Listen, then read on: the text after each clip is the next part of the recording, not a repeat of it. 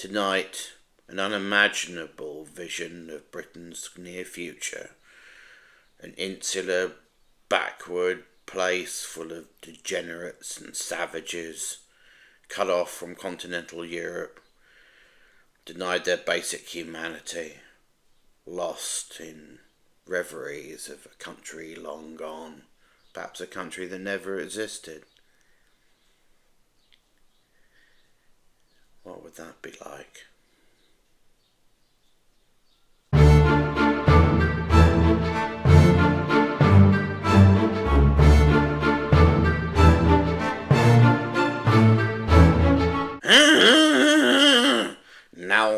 Now then, jewellery, etc. How's about that then? Why I'm not going to do that through the whole review. I could, but it would be exhausting for you and me, wouldn't it? I'm not going to do that. Why am I doing it? Well, if you've seen 28 Years Later, you already know. And if you haven't seen it, I've just spoiled it for you. But that's your fault. You sought this video out. I didn't ask you to watch it. Look, if you're going to see the film, stop watching now. This is a spoiler-filled review, or, as I understand it, a review. You can't review a movie without fucking talking about it. If you don't intend to see the movie, I assume you're watching this because you're just like me. Which makes you a bit of a weirdo, doesn't it? And you have to... See, I sound nasally, I know. I'm sorry. Turns out, I can catch the rage virus, but I'm asymptomatic. Bit of luck, isn't it?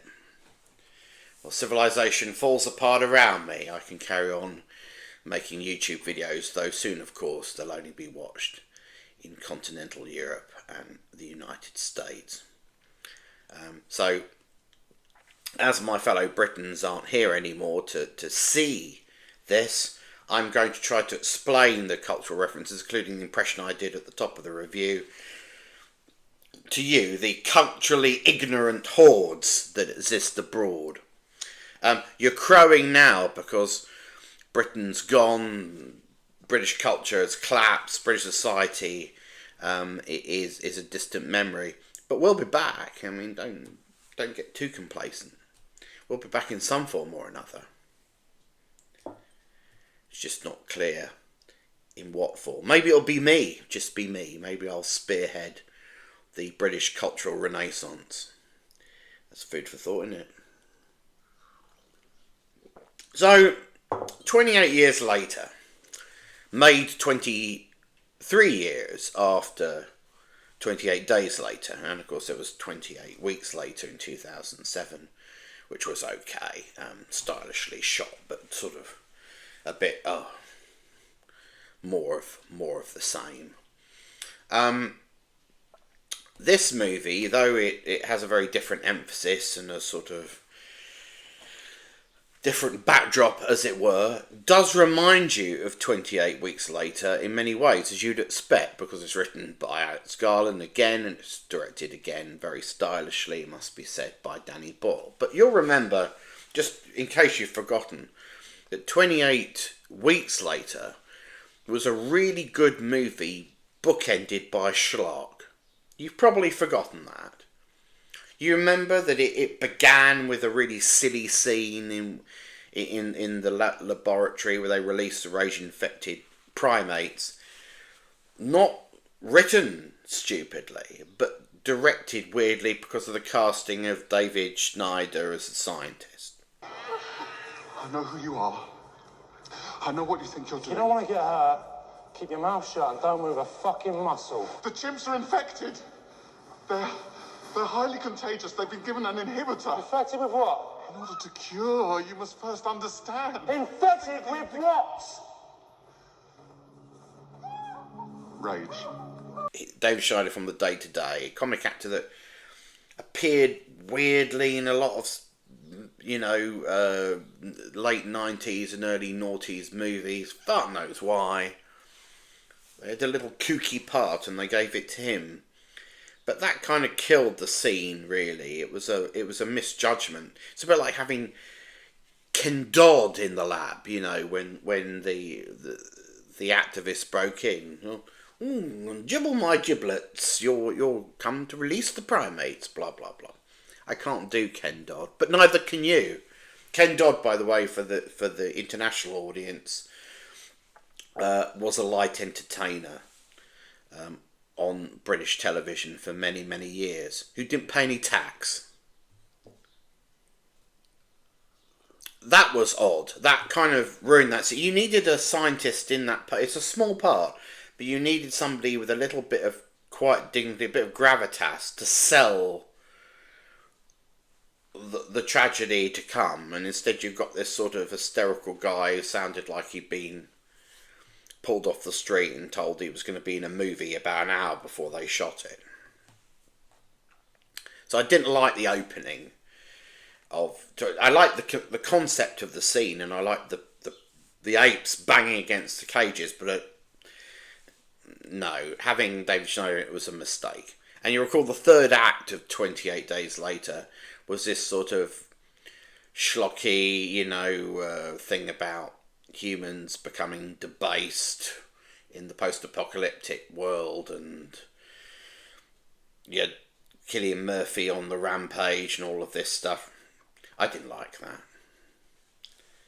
I thought it was a bit silly. I understand what the point Garland was making, right? I'm you know, media literate enough to understand what he was trying to say. But I just thought it was a bit heavy-handed, a bit on the nose. And I don't know.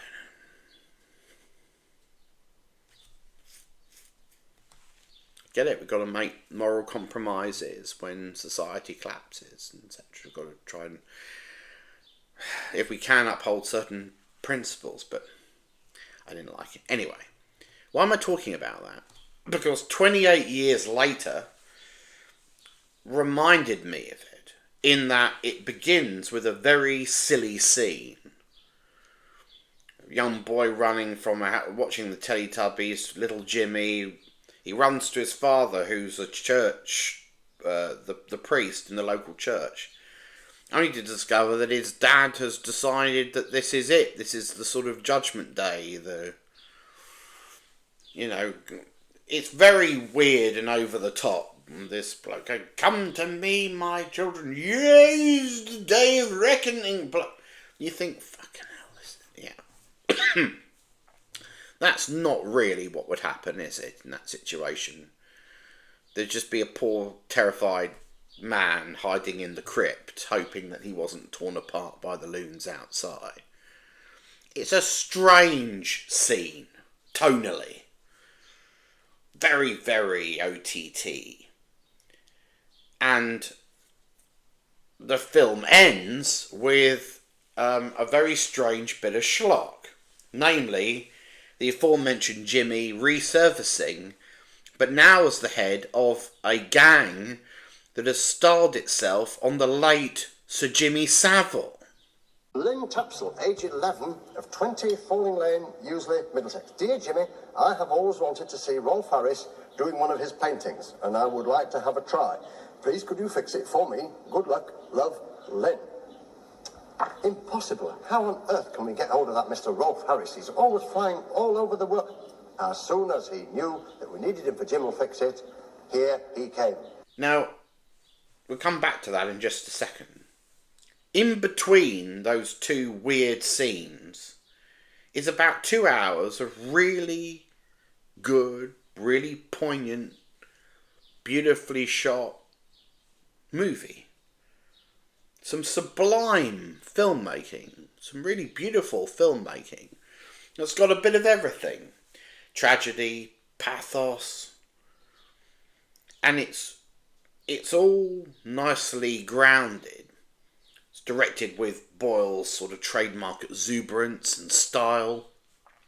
Once again, it sounds great. He's found this group, the Young Fathers, who have done a terrific job on the soundtrack. Boyle's movies always look so good and sound so good, don't they? They've got that lovely, wonderful, youthful energy to them.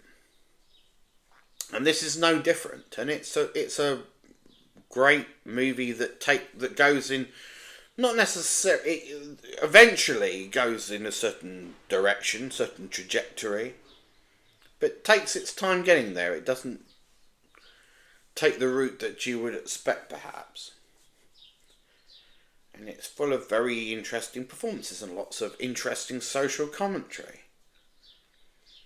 You know, it asks the question, what happens to a culture that forgot more about itself than it ever knew?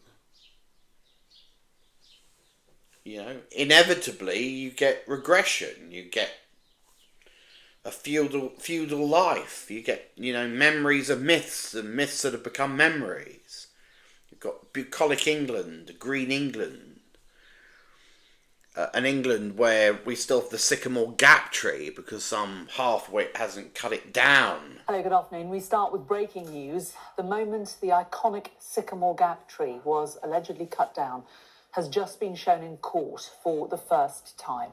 The footage was released as part of the trial of two men who are jointly charged with causing criminal damage over the felling of the famous Northumberland landmark. Well, let's take a look at that video, which has been enhanced for broadcast.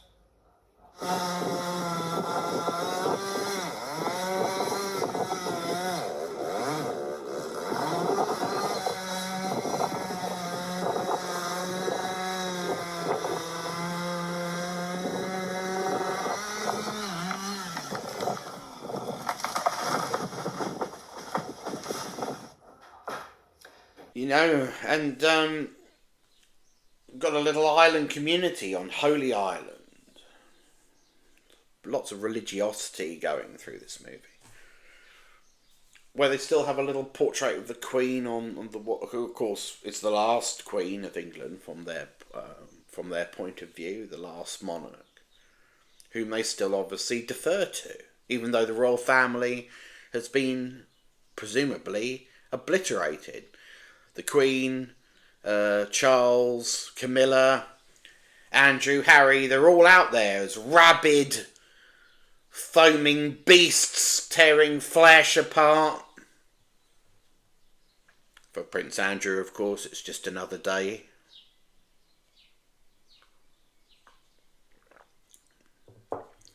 That's interesting, isn't it? That's a 28 years later spin-off I'd like to see. What became of the royal family? What are they doing now? Who are they eating now? They're not the alphas, I suspect. I suspect they're the sort of the fat ones that crawl along the ground, wheezing and eating worms. If only Danny Boyle had the guts to make one of them look like Charles, that would have been extraordinary, wouldn't it? But anyway, we're not getting that. The satire is not that hard-edged. But it's interesting. There's a lot of intercutting between, you know, the bows and arrows of the hunters and Holy Island and Olivier's Henry V. So it's very much wrapped up in this very old conception of Englishness, this very medieval conception of Englishness almost. That's what's happened to British society in just 28 years of being cut off from the rest of the world.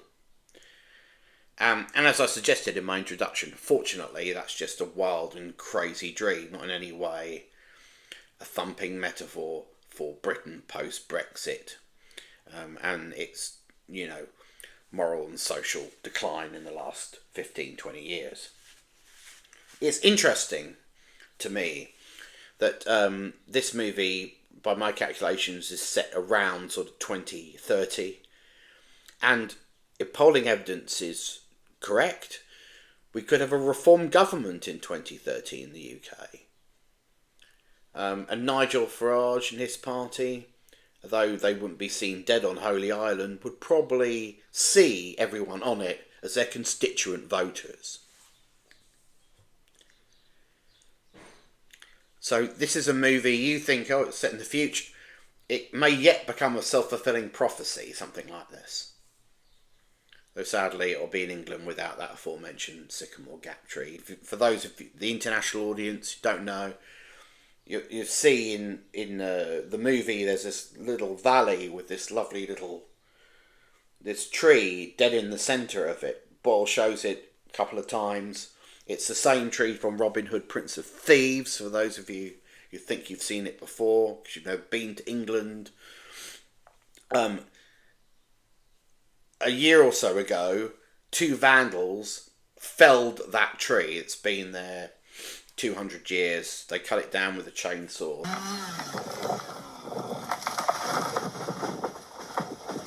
They've subsequently gone to prison for cutting it down. Just 2 idiots, 2 vandals.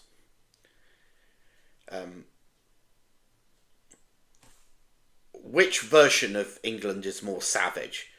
The one that's allegedly civilised, in which 2 morons cut down the beautiful sycamore gap tree, or the one as portrayed in 28 years later? I leave you to decide. So, look, for the most part, this is a really interesting movie. It looks good, it sounds good. It's got some really great performances, particularly from Alfie Williams, who is the newcomer who plays the 12-year-old son of Aaron Taylor-Johnson and Jodie Comer. There's lots to recommend it as a sort of slightly heightened, slightly dreamlike, phantasmagoric take on the zombie genre. Why wouldn't you want to see it? But look, listen. We've got to talk about those bookends, the schlocky bookends. It's a very odd choice that Garland has made here, and it's worth exploring in more depth. I wondered, in a way, whether Danny Boyle was a bit like J.J. Abrams. This new movie is the first of a proposed trilogy. I always thought J.J. Abrams was a bit of a sadistic bastard, because he ended The Force Awakens with this terrible scene that compelled Rian Johnson to pick the story up from that point. He was almost saying, look, I have no idea where to go from here. You deal with it. And here you go. I'm going to lock you into this one scene, which is a bit crap, and force you to, I think, go down a certain route. Rian Johnson, to his great credit, said, fuck you, I'm not doing that, and undercut it immediately with his very first shot. Now, a little animosity between Abrams and Johnson was implied there, because I can't believe that Rian Johnson, who was on set during The Force Awakens, thought to himself, gee, that's a great way to end the picture. I'm so glad I got to pick it up from there. Equally, Nia Dacosta, director of 28 Years Later, The Bone Temple, which is the already shot sequel to this movie, who isn't, as far as I'm aware, British, must have wondered what the fucking hell she'd done to upset Danny Boyle, whether he really was a sadistic bastard, by ending on the reveal of a gang of Jimmy Saviles. Does she even understand the Jimmy Savile reference? I don't know. Do you understand it, international audience? Jimmy Savile, let me contextualise this for you, was first a DJ in music called Impresario, who became a BBC DJ and a light entertainment presenter on shows like Top of the Pops, and most seriously Jim'll Fix It, where he made kids' dreams come true. They wrote in and said, dear Jim, can you fix it for me to do X? And he would. And there were some famous ones, like he sent some girl to the set of Star Trek The Motion Picture to meet William Shatner and all the rest of it. Dear Jimmy Savile, please would you help me? You see, I have one person in life who I would love to meet and ask him some questions. He is William Shatner, who you might know better as Captain Kirk of the programme Star Trek. And some rather more sinister ones, where he sent a group of kids to meet Mrs. Thatcher.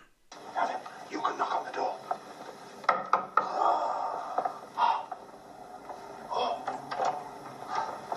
Hello, welcome. Come in. I must introduce all our friends. I'm Lucy. You're Lucy. Welcome, Lucy, dear. Come in and go and sit down. I'm Alice. Alice, and where are you from, Alice? Hailing Hailing Island.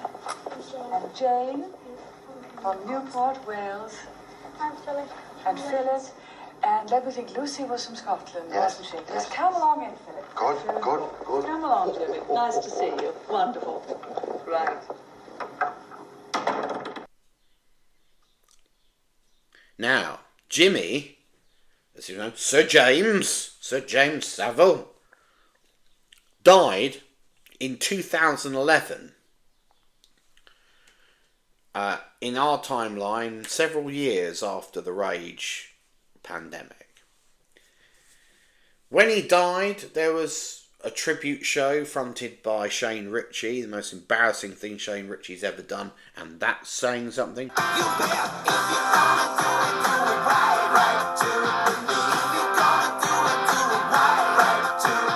Shane Ritchie, another light entertainment personality you won't have heard of if you live abroad. And there was an outpouring, and Sir James was buried as he wanted to be, in a fucking gold coffin or whatever it is that was at a slight angle so that it would face out to sea from the grave and so on. Months after he died, it turned out that he was the most prolific sex offender in the history of Britain. He had raped and molested hundreds of people in his 30 or 40 year career. He'd intimidated the police into not completing their investigations. He'd threatened litigation to any tabloid that might have exposed him and got away with it. And his depravity knew no bounds. He allegedly was into necrophilia and God knows what. He managed to get into some of Britain's most secure institutions, like the Broadmoor Mental Hospital that housed the Yorkshire Ripper, as a warden. NHS hospitals allowed him to act like a sort of pretend doctor and go around the wards where he fiddled with the patients. And Jimmy, who's allegedly a religious man, raised £40 million in charity by doing marathons and God knows what else, presumably in a bid to placate his conscience. Indeed, when they found his corpse, he had his fingers crossed. He died with his fingers crossed because he knew that, if there was a God, he had a lot of explaining to do. But his plan was to say, Your Worship, I raised £40 million. Is £40 million, and some money raised for a hospital for people with disabilities and so on, does that offset 40 years of rape? We're talking hundreds of victims here. Now, Jimmy's selection as a reference, this idea that in the post-apocalyptic future, a gang of people might form a cult around the half-remembered image of Jimmy Savile and roam the countryside looking for victims. It's a very funny idea. It's a lovely satirical idea. Lovely little comment about, harking back to Britain's old monoculture and its identity and sense of identity, and plucking something from that monoculture and reappropriating it in a bid to almost sort of, recreate the past in the present. Like I said, a culture that's forgotten more than it ever knew, because in the universe of the movie in 2002, Jimmy would have died along with everybody else before he could be exposed as a creepy sex pervert. So little Jimmy, who's taken on his clothes and identity, would not know that he was Britain's most prolific sex attacker. One of the worst people who's ever lived in British history, from that point of view. He'd have no idea, nor would his followers. And that's a funny idea too, isn't it? That you'd start a cult based on someone that we know to be the devil incarnate, but is not known to the people who have styled themselves on it. But here's the problem, and I couldn't help but think about this after the movie, and I'm sure it's occurred to you too. Why would a boy who's 9 years old or thereabouts in 2002, when the virus breaks out, be conscious of Jimmy Savile? Jimmy Savile hadn't been on TV for years. Jim Will Fix It would have ended when Kid Jimmy was about 2 or 3 years old. The only thing he'd been on television-wise in this kid's recent memory would have been a documentary with Louis Theroux, in which he was supposed to be a creepy, strange weirdo who didn't quite give a robust enough denial of being a paedophile. This whole is he, isn't he a paedophile line, basically. Yes. All right. How do they know whether I am or not? How does anybody know whether I am? Nobody knows whether I am or not. And that's really all somebody of that age would know of Jimmy Savile. I mean, I you know, hawkishly, you want to rewatch the movie, go back to that first scene and see if there's anything on the walls, like the dad meeting Jimmy Savile in a photograph, or any evidence that this is a family that like Jimmy Savile, except of course they have named their kid Jimmy. Is he named after Jimmy Savile? Did Jimmy's dad have it fixed for him in some way? Dear Jim, can you fix it for me to have a child on IVF? And that baby was Jimmy? Hence he's called Jimmy? Is that the backstory? I think we need to know. We need to find out, don't we? Perhaps we will in the Bone Temple.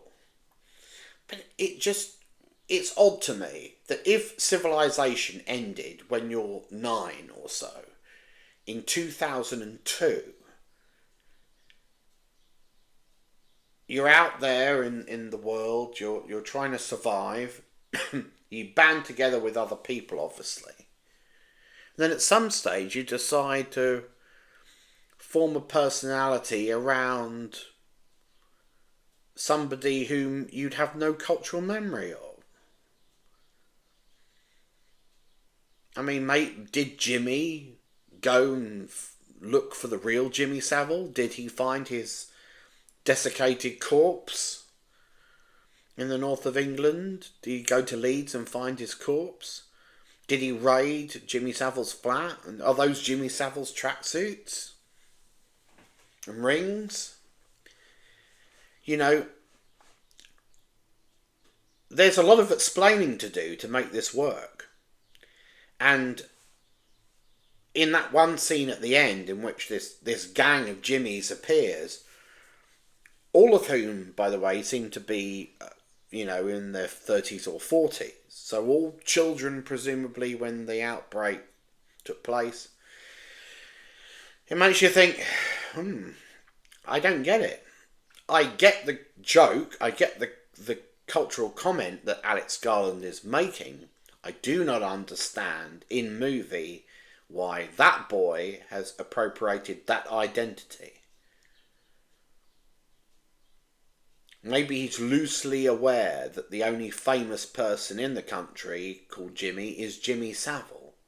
But again, all civilization has ended when you're 9 years old and you've had no exposure to the man on television or on radio, except for one documentary in which he's exposed to be a weirdo.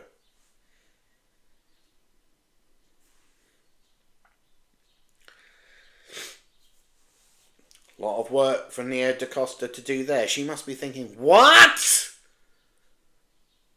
Doesn't dare turn down the gig, you know. Get to work with Danny Boyle and Alex Garland and be part of this great franchise. But boy, oh boy, what a poison chalice, what a cursed inheritance that final scene is. It's funny, but it's schlock. In isolation, it's schlock. And it ends the movie on a very silly note. And it's an idea that has to be developed in order to work. And presumably will be developed in the already shot sequel. But there's a lot to do there. Maybe Alex Garland's got something really wonderful up his sleeve for us, but it's going to have to be pretty fucking good. So it could be that 28 years later, the Bone Temple retrospectively improves the ending of 28 years later. But this is a review of the standalone movie 28 years later, and I'm telling you that that scene at the end ends the movie on a note of lunacy that invites derision. But in January next year we will allegedly see the sequel, and then we'll find out what the fuck's going on. But it did make me think about Danny Boyle and the way that somehow Danny Boyle, very shrewd filmmaker in many ways, makes these weird little mistakes, like casting David Schneider in that scene in the first movie. Something that starts the movie on the wrong note. The tune that follows is wonderful, but the opening's... I mean, it's like this controversy over Cillian Murphy's alleged cameo in the movie, which is not a cameo because he's not in it. An actor called Angus Neal plays an emaciated, infected person who looks almost exactly like Cillian Murphy. In the trailer, everybody thought it was Cillian Murphy's character from the first movie. And this is a infected person who gets promptly murderized with very little resistance because it can barely move. Now, it's a very memorable moment in an image, but Danny Boyle didn't look at that character and think, fucking hell, it looks exactly like an emaciated Cillian Murphy. He professes not to have noticed. But most of the audience would look at this and go, it's Jim from the first one. It doesn't even have any lines. It just fucking gets an arrow through the neck, you know. He didn't see that. And that makes me wonder, what else wasn't he fully aware of? I mean, he said he read Garland's script, saw the Jimmy Savile thing and thought, this is the most subversive thing since A Clockwork Orange. But in Boyle's hands, the way it's directed, the way the character's introduced, it's silly. It's like a real movie with a Mitchell and Webb sketch tacked on the fucking end. He didn't see that. And yeah, makes you wonder. Makes you wonder if it was always in the script, you know. We know that Garland and Boyle are people who sometimes change things as they go along. In the first movie, for example, they changed their mind about whether the virus had spread to the rest of the world. So early in the movie, it suggested it has. Toward the end, it suggested it hasn't. Was the Jimmy Savile thing in this movie from the very beginning? Why are 8 and 9 year olds or however old they are, why are they watching a preschool show like the Teletubbies to keep them all quiet? You know, if that had been an old videotape of Dad's appearance on Jim Will Fix It, that might make more sense. That might be a bit more connective tissue to the end. That might explain why young Jimmy in 2002 impregnated, his consciousness has been impregnated by Sir James. But we're not given anything. We're not given a single image or nod that tells us why this kid should be interested in Jimmy Savile. Okay. I don't want to labour the point. But Boyle's got a blind spot. Yeah, I can't think of another director who combines the sublime with the stupid like Danny Boyle. His movies are mostly great, but there's always a scene or a thing, a beat that's just not quite right.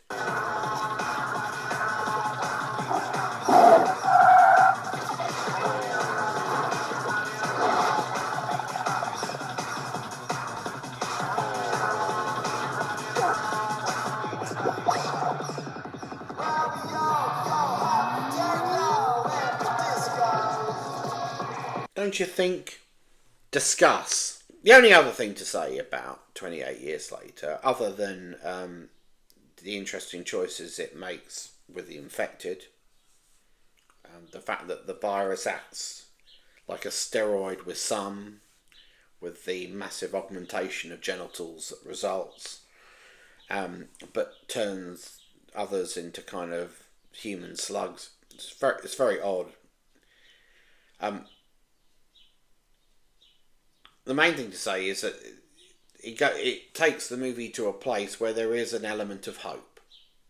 Because there is a baby born in this movie that is not infected. Elements of, notes of children of men. There's hope. Here's the baby. And it's healthy, allegedly. And what might that suggest for the future if the infected can have healthy children? I found that hard to believe. I mean, it's tossed away with a line from Ray Fiennes' doctor about the miracle of the placenta. I'd always wondered about the miracle of the placenta. But the parents have reached sexual maturity as the infected. Surely they'd have a child that was enraged. And it's not been explained how the infected survived the original pandemic. I mean, they were starving to death at the end of 28 Days Later. But a whole society packs of ravenous infected have survived and made good in the rewilded English countryside. How did that happen?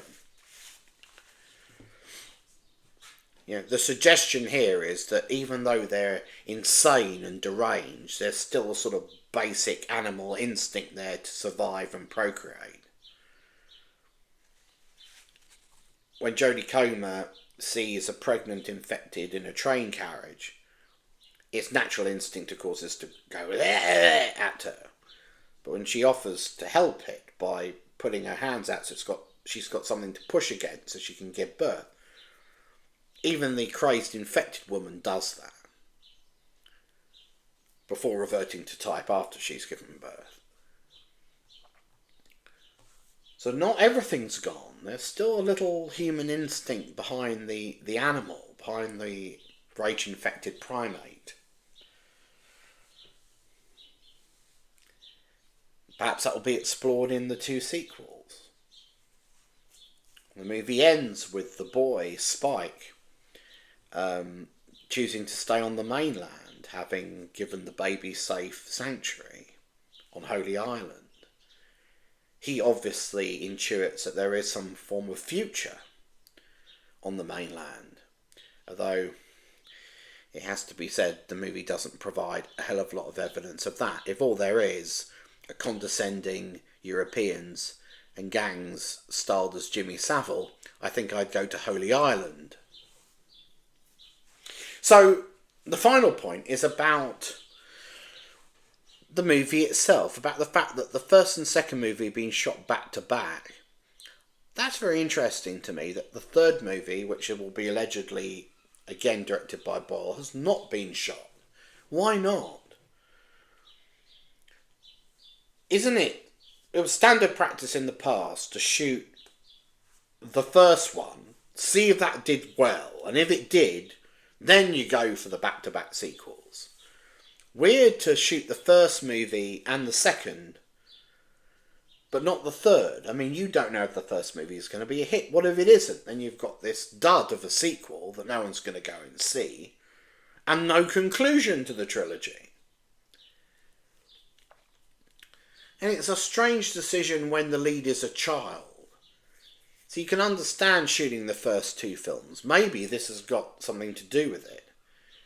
They need Alfie Williams while he's the same age in the first two chapters. Maybe the third chapter is set further on. But if it's all bracketed under 28 years later, that suggests that it's set, all three films are set within a compressed period of time. So it'll be odd, won't it, if they have to wait 3 years to make the third one, and Alfie Williams is 16 or 17. I mean, what are they going to say? Overnight growth spurt? I mean, what are they going to say? Maybe they've ingested a little, steroidal rage. Infected blood. They'll come back as this hulking, 25-year-old looking man. Who knows? But I just thought that was weird. Did you think that was weird? And how long are they going to wait to shoot the third one? And on what basis are they going to decide whether or not to proceed? I mean, it's silly to have parts 1 and 2, but no part 3. Silliest decision since they didn't make the third part of the Alien prequel trilogy with David. But let's not get into that. So that's it. 28 years later. Not a bad movie. Worth seeing, despite the schlock that bookends it. If you come in 2 minutes late and you leave 2 minutes early, you're going to have an absolutely tremendous time. Until next time, I'm Dr. Macclevoid, it's not my real name. And I'll see you at the movies.